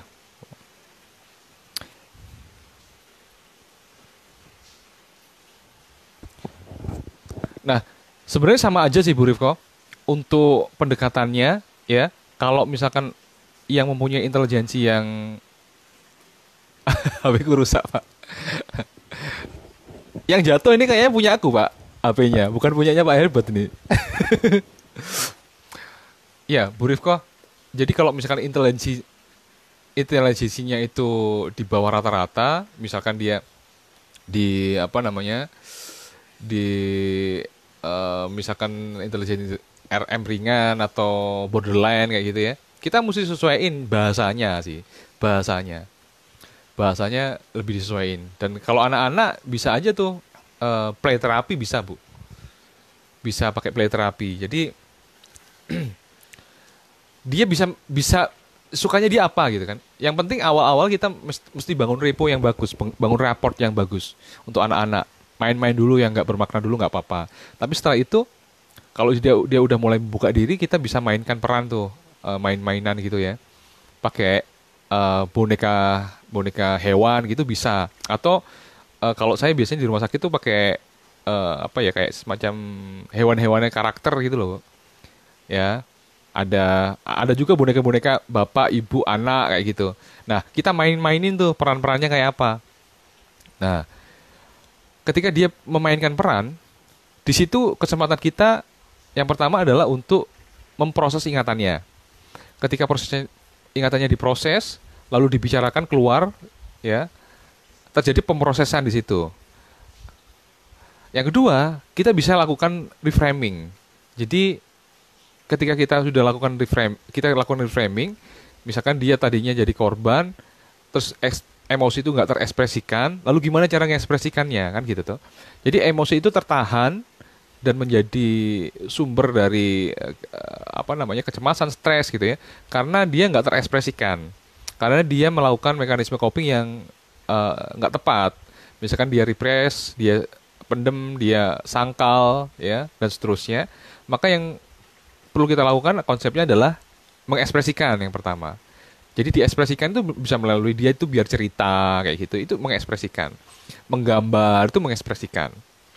Kita bisa explore dengan pertanyaan-pertanyaan, akhirnya dia mengekspresikan, berani untuk menghadapi ingatannya. Itu akan lebih dia akan lebih lebih lebih mudah untuk memproses itu dengan tepat nanti. Dan nanti kita bisa lakukan reframing di situ, melihat dari sudut pandang lain misalkan. Terus kita juga bisa melakukan pendampingan. Karena anak-anak ini kan biasanya merasa nggak aman ya. Nah, kita melakukan pendampingan itu biar dia juga merasa aman. Selain kita berikan terapi, kita bisa berikan dukungan-dukungan psikososial. Kebutuhan dia itu apa sebenarnya? Jadi rasa amannya biasanya sudah terusik tuh. Rasa amannya sudah terusik. Gimana caranya kita memberikan saran-saran anak ini agar dia merasa aman? Kayak apa gitu. Biasanya kalau anak-anak ini korban kekerasan dan anaknya perempuan, lalu yang korban kekerasan yang pelakunya adalah laki-laki, misalkan dari sexual abuse juga, biasanya saya juga nggak mau nanganin karena bisa jadi itu membuat kasusnya malah menjadi semakin parah karena dia trauma sama laki-laki. Bisa aja seperti itu. Jadi tergantung dari kasusnya sih, Bu.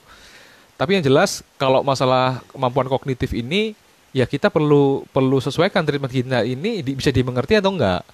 Menurut saya kalau play terapi, menggambar dan sebagainya itu bisa dimengerti, bisa dipahami kok. Itu sih menurut saya.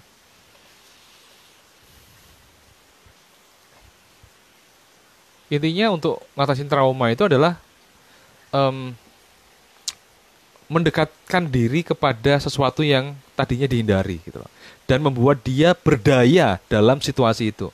Jadi ada cerita percobaan dari Martin Seligman, si bapak positif psikologi, itu dia meneliti tentang suatu hewan, anjing gitu ya.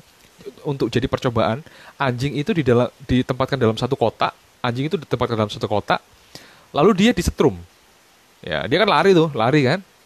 Lari sambil kaing-kaing gitu kan. Disetrum lagi, lari-lari. Nah, percobaan yang kedua adalah si anjing itu ditali. Anjing itu ditali lalu disetrum. Gitu kan. Dia kaing gitu kan. Mau memberontak nggak bisa. Setrum lagi, memberontak nggak bisa. Setrum lagi, mau memberontak nggak bisa. Setrum lagi, dia cuman kaing tapi nggak berontak. Lalu talinya dilepas. Disetrum, dia nggak lari seperti sebelumnya. Dia diem sambil kaing. Di situ berarti apa? Di situ ada perasaan tidak berdaya, perasaan terjebak oleh situasi, dan itu terus menerus, ya. Dalam periode waktu tertentu, dia merasa nggak bisa ngapa-ngapain, terjebak sama situasi. Orang yang mengalami trauma itu kayak gitu. Misalkan pernah saya nangani kasus itu gempa ya di Palu. Dia terjebak di dalam rumah gitu loh. Sedangkan dia habis mandi, gitu kan? Keluar kamar mandi, itu sudah gelap dan dia tertimpa tembok. Dan di situ dia mendengar anak-anaknya teriak, gitu kan? Papa, ya. Gimana? Bayangin rasanya kayak apa? Dia terjebak nggak bisa apa-apa dan itu terus bergetar. Jadi dia terjebak dalam situasi itu dan merasa dia nggak mampu untuk mengatasi situasi itu. Helplessness, kayak dia nggak bisa tertolong, nggak bisa ngapa-ngapain, terjebak sama situasi itu. Sama dengan percobaan Seligman tadi, ini yang membuat yang namanya ketidakberdayaan yang dipelajari, ketidakberdayaan yang dipelajari. Nah, caranya adalah membuat dia berdaya lagi dalam situasi itu. Bisa dengan dipaparkan langsung, ya itu namanya desensitisasi, exposure, ya, ex vivo exposure, atau juga desensitisasi sistematis dengan membayangkan, ya. Bisa juga itu pakai gambar untuk menggambarkan situasinya, bercerita. Nah, ketika dia bercerita, ketika dia menggambar, responnya tadinya kan cemas, takut. Tapi ketika itu diulangi lagi, maka kecemasan itu biasanya menurun. Terus diulangi lagi, menurun lagi. Apalagi dia di dekat dengan orang yang aman. Kita misalkan reponya bagus, lalu kita bisa memenuhi kebutuhan psikologisnya misalkan, rasa amannya, maka ketika dia bercerita akan lebih aman, lebih aman lagi dan seterusnya. Akhirnya stresnya akan menurun. Asosiasi antara ingatan traumatik dengan rasa sakit itu sudah mulai berkurang akhirnya. Konsepnya sih itu sih, Bu. Konsepnya itu. Jadi apapun treatmentnya saya rasa akan mirip-mirip sih sebenarnya, konsepnya begitu, ya. Menghilangkan rasanya dari suatu ingatan itu. Oke, ada yang tanya lagi, teman-teman? Kita bisa diskusi. Mungkin masalah pribadi gitu ya. Masalah pribadi atau masalah sesuatu. Apakah kita nggak pernah mengalami trauma sebenarnya? Apakah respon-respon kita selama ini yang menjauhi kesuksesan kita, menjauhi kita mencoba untuk maju, yang selalu berkonflik dengan orang lain, yang suka gibah, yang suka ngerasani orang, gitu misalkan.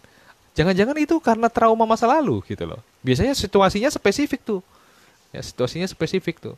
Nah, jangan-jangan ini karena trauma masa lalu. Nah, untuk tahu itu kita harus tahu kisah kita kayak apa. Nyadarin itu gitu.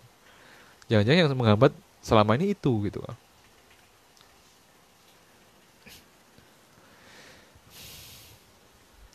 Jadi dalam kehidupan kita pasti ada trauma-trauma gitu.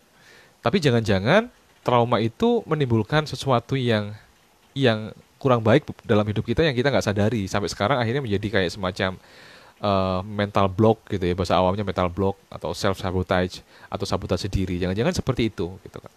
Nah, untuk itu kita perlu sadari trauma kita itu kayak apa. Dan itu yang membuat yang harus kita apa ya istilahnya maknai dengan lebih baik dan membuat kita tidak terpuruk tapi menjadikan itu sebagai tangga naik dari kelas kita. Saya banyak cerita tuh dari teman-teman yang bukan gangguan sih sebenarnya, bukan suatu masalah yang besar, tapi kenapa ya Nang ya gitu. Kenapa ya aku kok kalau misalkan rapat gitu, aku selalu vokal dan selalu oposisi. Apapun yang menjadi keputusan kelompok, itu bisa aku mengkritisi, aku oposisi dan ketika aku ngomong itu sampai sampai apa namanya? Sampai berapi-api, ya. Aku selalu beroposisi terus seperti itu. Nah, saya saya saya wawancara dia. Kita ngopi ya. Saya wawancara dia. Saya ngobrol-ngobrol sama dia. Em, nggak ada peristiwa traumatik dalam hidupnya. Tapi ternyata dia meniru cara-cara salah satu orang tuanya yang juga frontal gitu loh. Nah, si orang tuanya sering bercerita tentang ketidakadilan di masyarakat, ketidakadilan di tempat kerjanya, ketidakadilan pemerintah, yang itu ternyata diadopsi oleh dirinya. Nah, ketika dia diadopsi, ya keyakinan-keyakinan itu, dia mulai oposisi tuh, mulai SMP oposisi, SMA juga oposisi. Jadi kayak nentang-nentang gitu, nggak punya temen, terus akhirnya dia menjadi outsider kayak gitu. Nah, itu peristiwa-peristiwa yang akhirnya membuat dia menuju ke suatu peristiwa traumatik yang kecil-kecil tapi terus-terusan dan itu membentuk perilakunya. Akhirnya dia menjauh dari kesuksesannya karena ada pola yang seperti itu. Tapi dia sadar bahwa dia mengalami itu. Tapi kenapa ya aku selalu begitu? Setelah kita mengeksplor masa lalunya, dia paham. Oh iya ya, iya benar juga, benar juga, benar juga.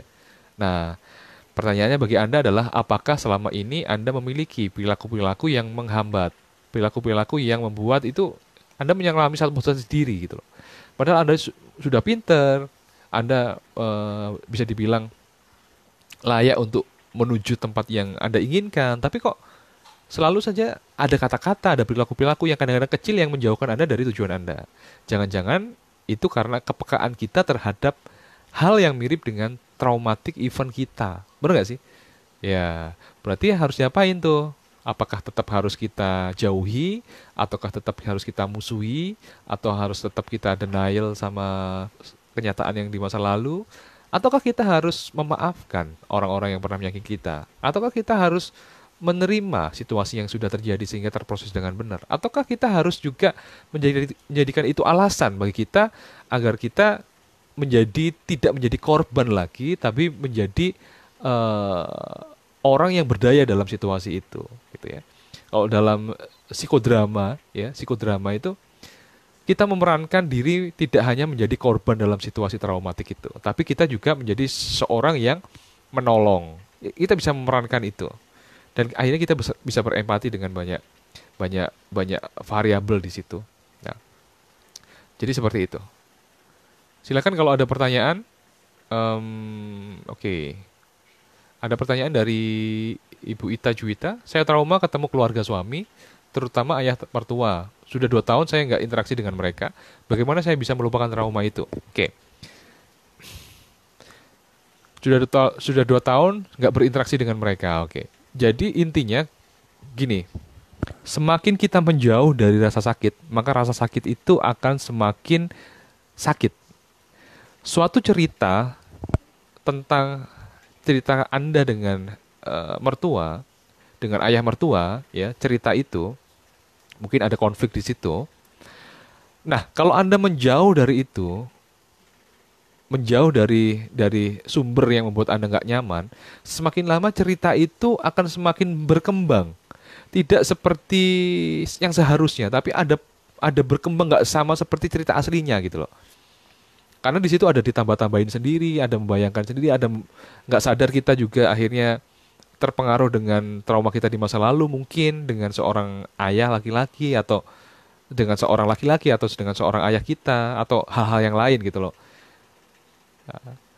Nah, pertanyaannya adalah kalau itu adalah bukan Anda, apakah itu orang itu akan 2 tahun nggak berhubungan dengan ayah mertua gitu loh. Jadi apakah respon Anda yang bisa dikatakan sensitif terhadap situasi dengan ayah mertua ini dipengaruhi oleh hal-hal yang lain gitu. Nah, itu yang perlu digarisbawahi. Jadi untuk melupakan trauma itu sebenarnya bukan dilupakan, tapi kita harus memaknai kembali, memaknai ulang trauma itu, ya. Event traumatik itu kita maknai ulang. Nah, kalau di situ ada orang yang kita sensitif kepadanya, kita membayangkan aja udah marah, berarti di situ ada hal yang membuat kita memunculkan reaksi itu dan kita bisa bisa lakukan proses pemaafan. Proses pemaafan kepada siapa? Ya kepada ayah mertua. Kita maafkan, ya. Caranya kayak apa? Nanti ya saya bahas terlebih lebih jelas tentang teknik pemaafan, tapi yang jelas memaafkan itu adalah dengan memaklumi. Ya kalau misalkan kita menjadi anaknya, dia ayah kita lalu suami kita itu bertengkar sama ayah kita, gimana rasanya? Ya. Kalau kita bayangin kalau kita jadi ayah mertua, kira-kira dengan segala keterbatasannya, kenapa dia melakukan itu misalkan? Nah, kalau saya framingnya dulu ya, reframing pada diri saya sendiri gini, di balik setiap perilaku itu ada niat baik. Niat baik dari ayah mertua Anda, memarahi Anda, mencela Anda atau apapun itu apa?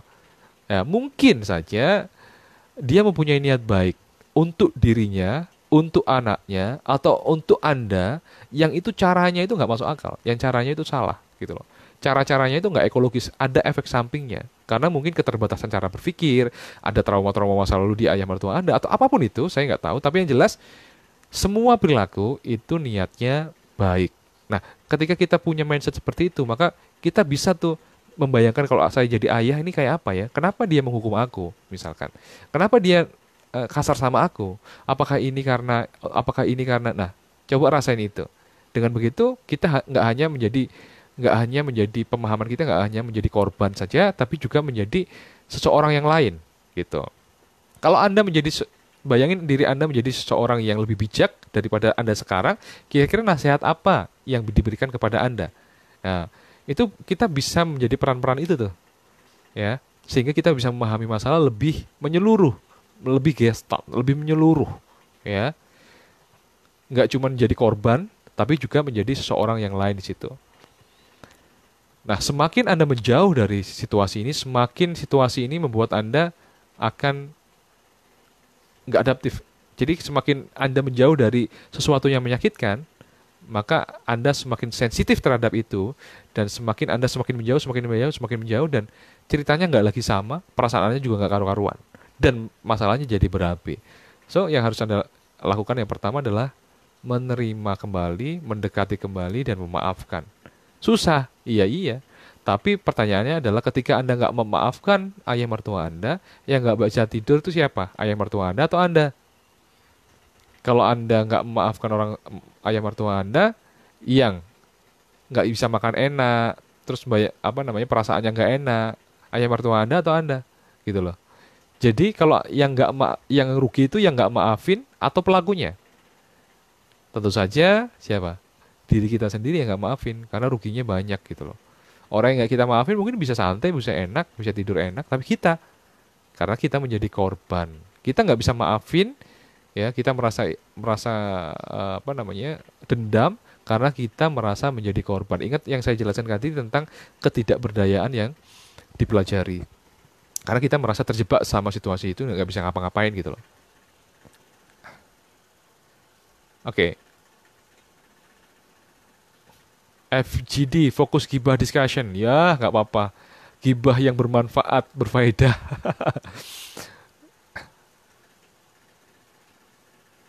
Oke, ada yang lain yang teman-teman yang bisa kita bahas sesuai dengan konteks kita. Nah, Anda bisa tuh gabung juga di apa namanya di Telegram saya, di Telegram Danang Baskoro. Nanti diklik aja di Telegram, cari aja Danang Baskoro. Atau di YouTube ya, Danang Baskoro Psikolog gitu ya. Bisa juga nanti lihat video-video saya yang berfaedah gitu. Berfaedah. Pak Herbert, sama seperti kita yang minum racun tapi berharap orang lainnya. Ada gitu ya Pak ya.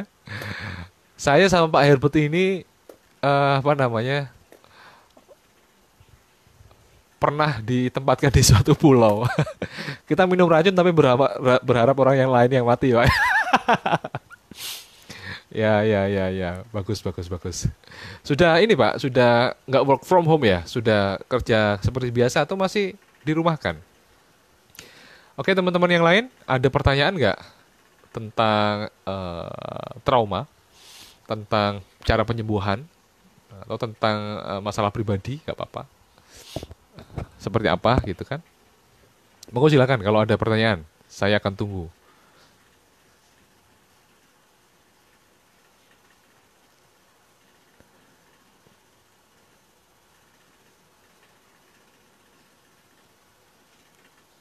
Nah, saya juga menuliskan buku nih. Saya lagi-lagi promosi nih ya.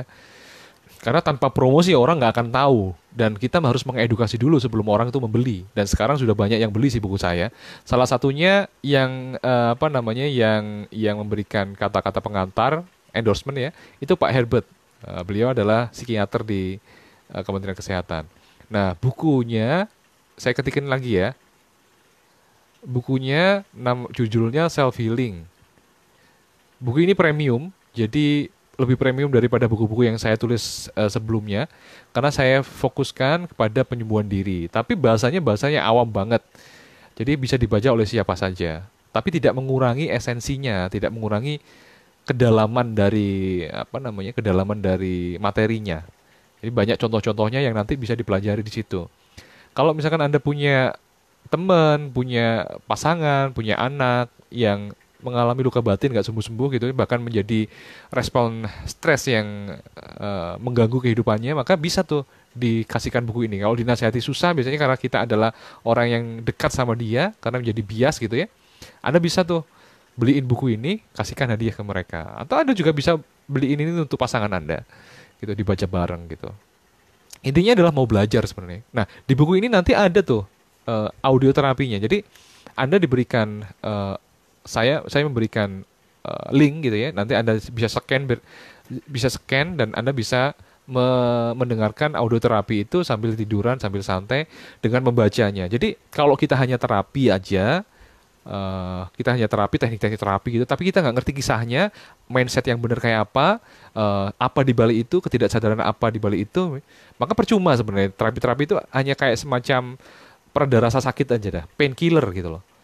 Tapi itu akan kambuh lagi kalau kita nggak paham. Jadi buku ini yang pertama adalah membuat Anda paham tentang sebenarnya proses dari trauma itu kayak apa sih, luka batin itu kayak apa sih, menyikapi yang benar luka batin itu kayak apa sih. Luka batin nggak harus disikapi dengan negatif kan. Luka batin ternyata bisa menjadi sinyal kita untuk menjadikan diri kita lebih baik gitu loh. Pesannya pasti pasti ada di situ luka batin itu. Nah, terus setelahnya adalah bagaimana sih caranya hidup dengan cara yang tepat gitu loh. Saya nggak ngomong tentang mana yang lebih tepat, tapi secara psikologis, secara penelitian ada beberapa perilaku-perilaku kita yang akan membuat kehidupan kita menjadi lebih baik. Misalkan dengan bersosial, meningkatkan kemampuan sosial kita, dengan melakukan altruisme atau melakukan sesuatu tanpa mengharapkan imbalan, atau juga bisa bekerja untuk banyak orang misalkan, ya, prososial misalkan. Itu perilaku-perilaku yang membuat kita menjadi lebih baik. Dalam buku yang ditulis oleh Steve Rickman, Authentic Happiness, itu adalah faktor yang membuat kita menjadi lebih happiness, lebih happy, lebih bahagia. Jadi beda ya, antara bahagia dan kesenangan itu beda. Kalau kebahagiaan, ya, kebahagiaan itu adalah ketika kita merasa tenang dan damai gitu. Tapi kalau kesenangan itu merasa nikmat dan itu edik, itu membuat kita kecanduan. Tapi kalau happiness itu tenang gitu loh. Jadi ketika kita sesuai kodrat kita, sesuai dengan sunatullah kita, penciptaan kita, bahwa kita tuh memang harus bergaul, kita tuh harus berkarya, kita tuh harus melakukan hal-hal yang benar gitu ya, maka kita akan lebih bahagia karena otak kita disusun dengan cara kayak gitu. Istilahnya blueprint kita harus melakukan itu gitu loh. Nah itu saya tulis di dalam buku Self Healing, yang itu mudah banget dipelajari, bahasanya awam banget gitu, tapi tidak mengurangi esensi dari materinya. Nah setelah bab pertama adalah positive mindset, bab kedua adalah tentang penyembuhannya. Jadi mulai dari fobia, mulai depresi, mulai dari takut berbicara di depan umum, tentang diet, tentang belanja berlebihan dan sebagainya. Itu kenapa sih kok kita mengalami itu? Lalu bagaimana cara ngatasinya? Itu ada, saya tuliskan. Bukunya agak tebal, sekitar 270 halaman, dan itu ada video-video ya yang saya linkkan, yang nanti Anda bisa scan gitu, Anda bisa lihat videonya, baca materinya habis, di bawahnya ada video, Anda bisa lihat video itu untuk memperdalam materinya. Jadi ini interaktif banget sih. Menurut saya ini buku yang interaktif banget. Maka ini ada linknya ya. Nanti Anda bisa klik tuh. Nanti akan masuk ke websitenya dan bisa pesan di sana. Saya ingin membacakan pertanyaan lagi untuk Bu Ainun. Dari Bau-Bau ya Bu Ainun ya. Cara terapi inner child, seorang ibu yang mewariskan pola asuh ibunya ke anaknya di masa kini. Meski ia tidak ingin berbuat demikian, tapi saat marah ia tidak bisa kuasai dirinya. Sekarang anaknya jadi pemalu, curhat dari salah seorang teman di komunitas. Cara terapi inner child. Ya, gini. Intinya kita mesti membuat dia sadar dulu apa yang menggerakkan dia untuk menyiksa anaknya seperti itu. Kan gitu toh? Nah, ada emosi-emosi apa yang mendorong dia untuk melakukan perilaku-perilaku seperti itu. Nah, setelah itu kita explore tentang masa kecilnya. Biarkan dia menceritakan tentang masa kecilnya seperti apa. Biasanya ketika orang itu bercerita, lalu kita dengarkan dengan pendalaman-pendalaman di suatu ceritanya, ya. Misalkan yang perlu kita dalami adalah cerita-cerita yang membuat dia emosi. Misalkan dalam suatu cerita, dia menceritakan banyak hal gitu ya. Tapi ada satu situasi, satu cerita, atau menceritakan orang tertentu, dia itu ngempet nangis, atau dia nahan nangis, atau dia agak marah, gitu, atau dia ketakutan. Dari reaksi fisiologisnya biasanya kelihatan. Nah, itu yang perlu kita perdalam lagi dengan pertanyaan-pertanyaan terbuka. Ketika dia menceritakan masa lalunya, masa kecilnya, ya, dan terus kita explore seperti itu. Nah, biasanya akan ketemu tuh sumber masalahnya, dan dia sekaligus juga menyadari ternyata yang terjadi pada diriku dulu itu kayak gitu sehingga aku mengalami ini. Nah, ketika orang menyadari tentang bawah sadarnya, dia akan lebih bisa kontrol Bu untuk perilakunya. Dan kalau dalam penyembuhan, istilahnya sudut pandangnya inner child ya, berarti ini dirinya yang masih kecil, ingatan masa lalunya di waktu kecil yang itu menjadi kalau Eggstein bilang malformed atau faded, atau istilahnya terluka. Nah, ini yang perlu disembuhkan. Marahkah dia dengan ayahnya atau ibunya? Oh, sekarang udah maafin. Jangan-jangan memori masa lalunya belum. Nah, berarti dilakukan, kalau dalam hipnoterapi dilakukan regresi. Masuk di masa lalunya, dia membayangkan dirinya di masa lalu begitu ya. State of mind-nya di masa lalu perasaan itu diekspresikan. Karena seperti yang kita bahas tadi adalah emosi itu perlu ekspresi. Nah, jangan-jangan emosi yang perlu ekspresi adalah bukan emosi sekarang, tapi emosi yang terkait dengan memori-memori atau ingatan-ingatan di masa lalu tuh. Berarti yang harus diekspresikan adalah memori yang masa lalu tuh, bukan memori yang sekarang atau memori kemarin-kemarin gitu loh. Kebanyakan kesalahannya adalah mengekspresikan emosinya itu enggak yang melekat di ingatan masa lalu, tapi yang kemarin-kemarin gitu loh. Jadi fokusnya pada unresolved present issue, bukan unresolved past experience. Nah, jadi intinya adalah mengekspresikan emosi itu kalau dia sudah menyadarinya. Yang pertama tadi harus menyadari dulu di mana letak traumatic eventnya, narasinya kayak apa. Lalu yang kedua diekspresikan. Yang ketiga adalah diubah narasinya. Jadi hikmahnya kayak apa. Dan yang keempat adalah future pace. Nanti pinginnya itu kayak apa. Jadi tanpa dia melihat masa depan, maka menyembuhkan masa lalu itu saya rasa nggak terlalu ya berdampak sih. Tapi hanya min ke nol. Kita kan pinginnya nol ke plus kan. Jadi kita harus juga tanemin juga dia harus menyusun tentang masa depannya kayak apa, ya. Harapan kita bangun harapan dia. Orang yang eh, depresi, orang yang mengalami gangguan psikologis yang parah biasanya masa depannya nggak jelas tuh. Dia nggak ngelihat masa depan gitu. Jadi kalau kita bilang insting matinya itu lebih dominan daripada insting hidupnya. Nah, apa itu insting mati saya nggak tahu. Ya, pelajari sendiri di psikoanalisa. Nah, intinya sih begitu, Bu Ainun. Ada lagi yang bertanya kira-kira teman-teman?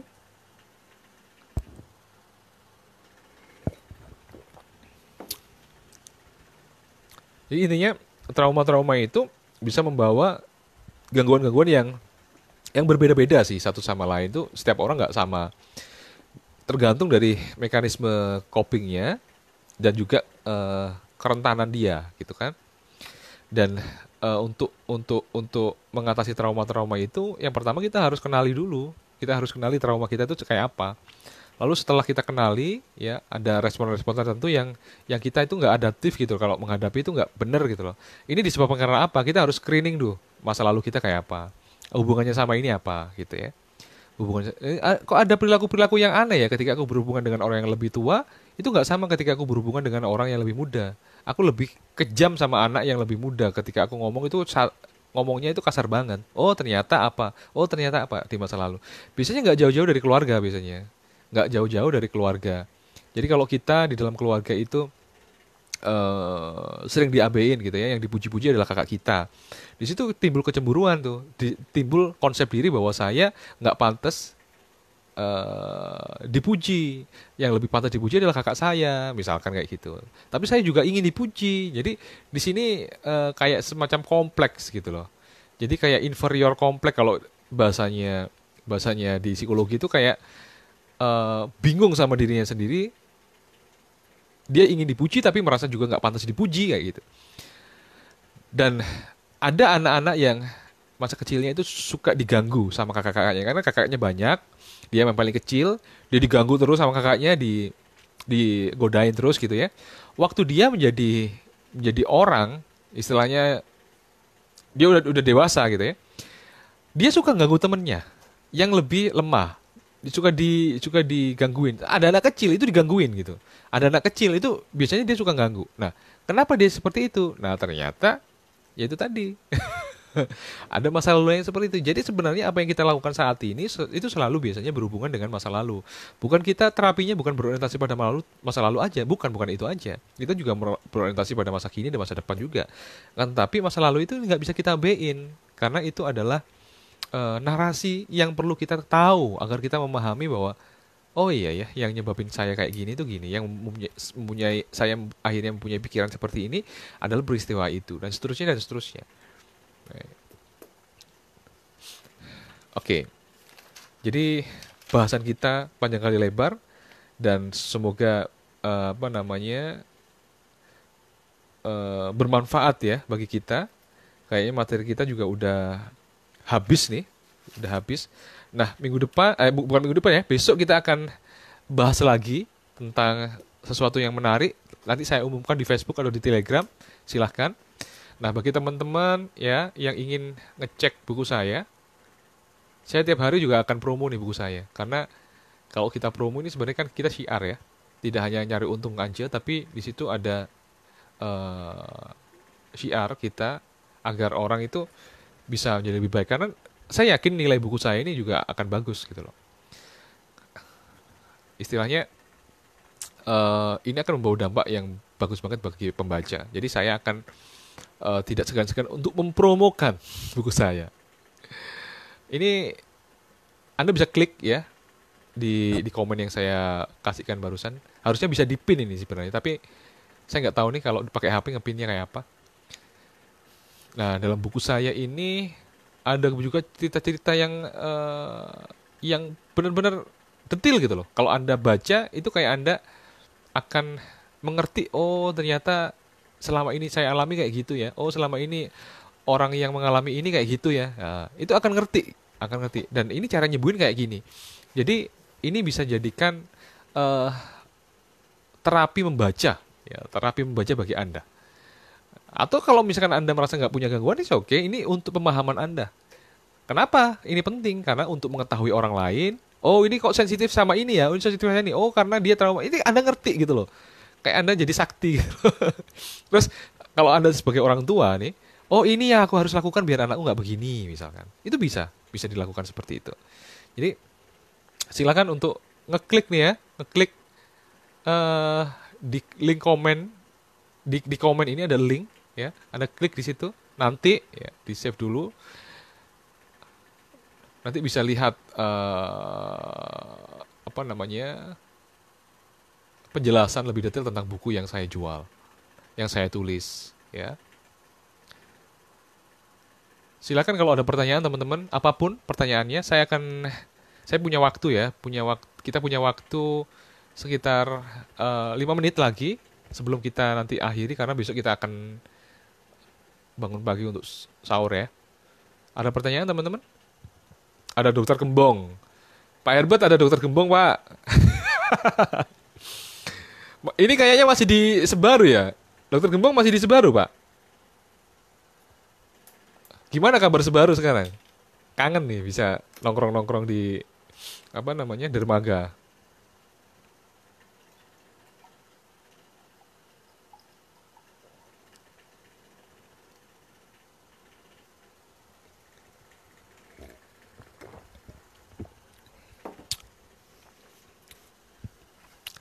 Ya, oke, silakan yang baru datang juga nggak apa-apa, nanti dilihat lagi videonya. Ada pertanyaan yang bisa saya jawab atau kita udah cukupan sekian, udah 5 menit. Bisa nanti dilihat di Facebook saya atau di YouTube saya nanti akan saya upload juga di YouTube. Jadi Anda bisa berkunjung di YouTube saya Danang Baskoro Psikolog gitu tulisnya aja. Danang Baskoro Psikolog gitu ya. Atau juga bisa di Telegram @danang t.me/Danang Baskoro Psikolog atau juga di Instagram Danang Psikolog bisa atau di fanpage saya Danang Baskoro Psikolog. Nanti bisa kita ngobrol di situ, kita ketemu di situ. Ya, besok kita akan bahas lagi tentang materi yang gak kalah menarik, tapi nanti akan saya umumkan di Facebook profile saya materinya apa, gitu ya. Oke teman-teman, itu kesimpulannya ya. Saya simpulkan di sini bahwa pilihan Anda semua ketika Anda mengalami trauma dan sekarang mungkin masih berkutat dengan sesuatu yang nggak mengenakan pada trauma Anda, kesempatan Anda, pilihan Anda, apakah Anda mau berkutat pada trauma itu dan akan menurunkan kualitas kehidupan Anda dan Anda akan ada di mode bertahan terus, yang dipakai adalah ketegangan, kecemasan terus, ya kesedihan terus, yang Anda akhirnya nggak bisa berkembang, atau Anda memilih untuk menyikapi ini menjadi lebih baik. Anda ambil hikmahnya, Anda reframing diri Anda sendiri, Anda berfokus pada masa depan, ya, memaafkan masa lalu, atau Anda nggak tahu harus ngapain, gitu kan? Itu terserah Anda, tapi yang jelas video ini tadi sudah membahas tentang banyak hal, dan pesan saya adalah pilihlah untuk yang ke atas, kalau tadi gambarnya yang ke bawah itu, nah, ada yang atas, maka pilihlah yang atas. Ingat bahwa apa yang kita alami adalah semuanya baik, asalkan kita memaknainya secara baik.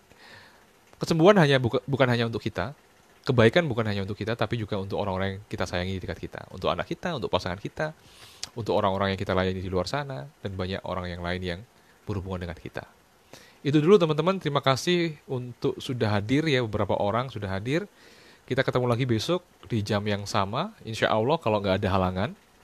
Ya, kalau ada halangan mungkin kita akan tunda atau kita ajukan dan sebagainya, nanti akan saya kasih pengumuman. Terima kasih atas kebersamaannya. Semoga Anda selalu sehat jiwa dan raga. Salam untuk keluarga terkasih. Bagi yang menjalankan puasa, ibadah puasa, selamat berpuasa. Besok semoga puasa kita dalam 1 bulan ini diterima oleh Allah.